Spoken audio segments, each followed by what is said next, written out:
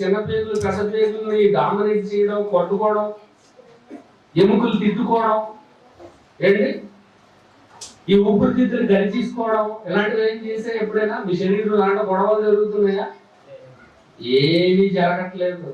దేని పని అవి సైలెంట్ గా చేసుకుని పోతున్నాయి.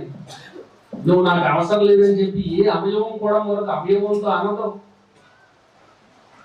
మరి శరీరంలో అవయవాలన్నీ ఒక్కటిగా ఉండి దేని పని అవి ఐకమత్యంతో పని చేసుకుంటున్నప్పుడు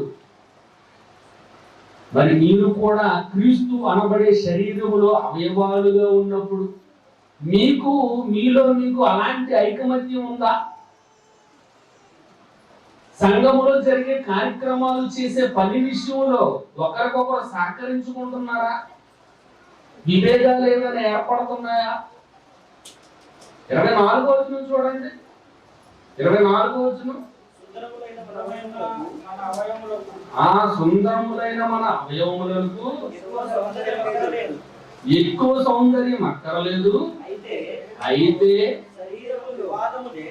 శరీరములో వివాదము లేక